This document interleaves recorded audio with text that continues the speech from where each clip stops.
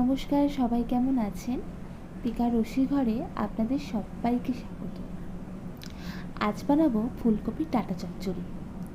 আমরা তো বাজার থেকে সবাই ফুলকপি কিনি, কিন্তু কেনার পর ফুলকপিটা খাই আর তার ডাঁটাটা ফেলে দিই।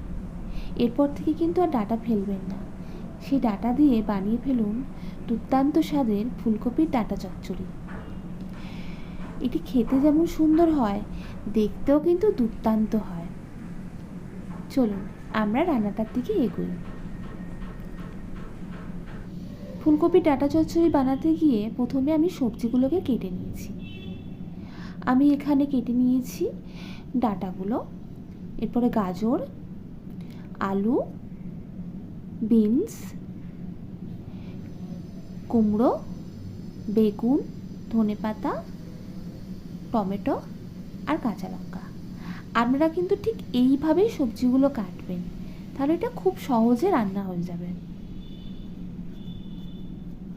দেখুন আর একবার দেখিয়ে নিচ্ছি আমি। এরপর একটি পাত্রে আমি জল দেব। এই পাত্রে জল দিয়ে আমি প্রথমে ফুলকপি ডাঁটাগুলোকে সেদ্ধ করে নেব। পাত্রে জল দিয়ে জলটা একটু গরম হলে আমি ওখানে লবণ দিয়ে দেব। লবণ দেওয়ার পরে আমি আস্তে আস্তে ফুলকপির সমস্ত ডাঁটাগুলোকে তুলে দেব। এটা মোটামুটি ওই 10 মিনিটের মতন সেদ্ধ হবে। এরপর আমি একটি ফ্রাইং প্যানে একটু সর্ষের তেল নিয়ে নেব। রান্নাটা তো সর্ষের তেলেই হবে, তাই একটু সর্ষের তেল নিলাম।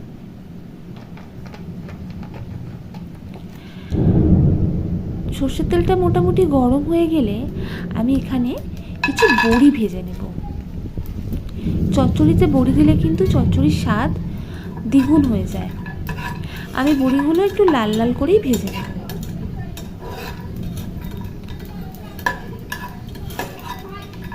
বড়িগুলো মোটামুটি আমি লাল লাল করে ভেজে নেব ওই 5 মিনিটের মতন।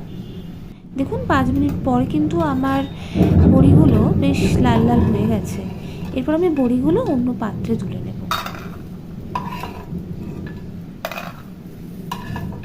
আপনারা একটা কাজ করবেন, এই বড়িগুলো অন্য পাত্রে তুলে নেওয়ার পরে বড়িগুলোকে একটু ভেঙে ভেঙে রাখবেন, একদম গোটা গোটা বড়ি না। আমরা অন্যান্য চচ্চড়িতে গোটা গোটা বড়ি দিই, তো একটু ভেঙে নেবেন। এরপরে আমি ফ্রাইং প্যানে আবার একটু সর্ষের তেল দেবো, যেহেতু আমার সর্ষের তেলটা কমে গিয়েছিল। এবার আমি উপর থেকে কালো জিরে দিলাম, একটা তেজপাতা, একটা শুকনো লঙ্কা। এটা মোটামুটি ওই 3 মিনিটের মতন একটু আমি তেলেতে ছেড়ে রাখবো। 3 মিনিটে ছেড়ে রাখার পরে আমি আস্তে আস্তে সবজিগুলো তুলে দেব। এই যে আমি এইভাবেই সমস্ত সবজিগুলো তুলে দেব।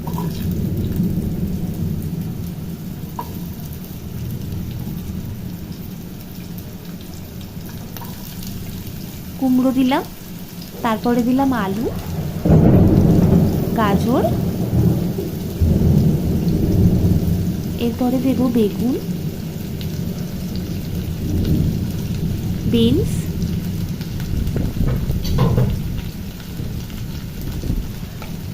আমি দেখানোর সুবিধার জন্য একটা একটা করে সবজিগুলো দিচ্ছি, আপনারা কিন্তু সব সবজি একসাথেই দিয়ে দেবেন।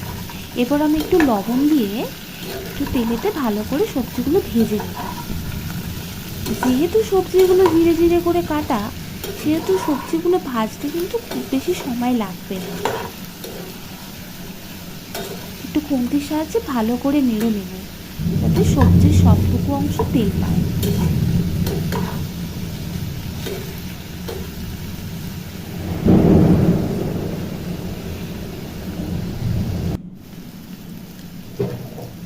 সবজিটা মোটামুটি একটু ভাজা ভাজা হয়ে গেছে।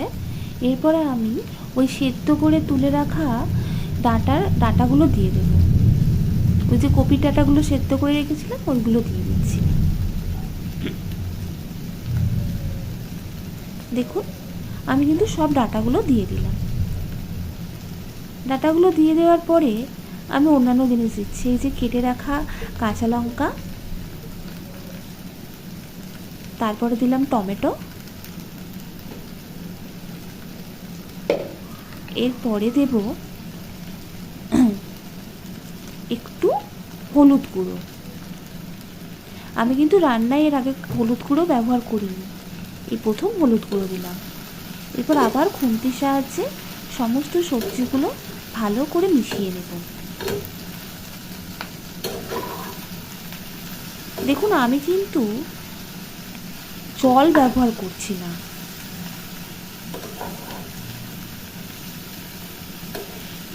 সব সবজিগুলো মোটামুটি ভালো করে মিশিয়ে নেওয়ার পরে আমি এটাকে ওই 10 থেকে 15 মিনিটের মতন ছেড়ে দেব।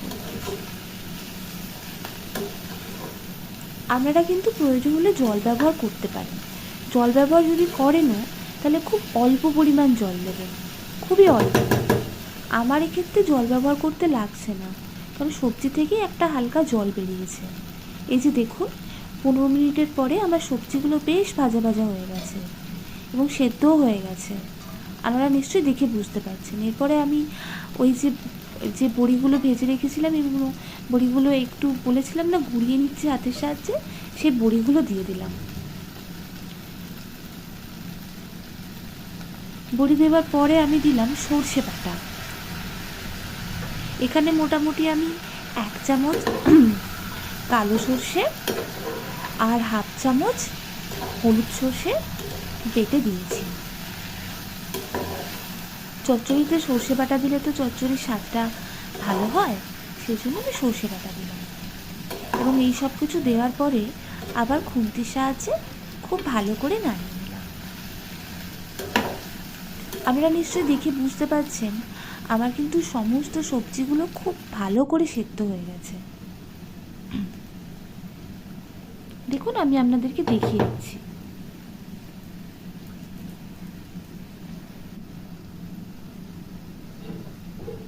আমার রান্নায় কিন্তু একটুও জল পড়েনি। দেখুন, সবজি থেকে অটোমেটিক একটু জল বেরিয়েছে। আর আমি এবারে ওপর থেকে ধনেপাতা দিয়ে রান্নাটা শেষ করে দেব। এই রান্নাটা হতে খুব বেশি হলে 30 মিনিটের মতন সময় নিয়েছে সব কিছু মিলিয়ে। দেখুন, আমার রান্নাটা কিন্তু কমপ্লিট। এটি দেখতে কিন্তু খুব সুন্দর হয়েছে, খেতেও সুস্বাদু হয়েছে। আপনারা এবারে চটপট বানিয়ে ফেলুন বাড়িতে কপি ডাঁটার চচ্চড়ি। আজ এইটুকুই। নমস্কার।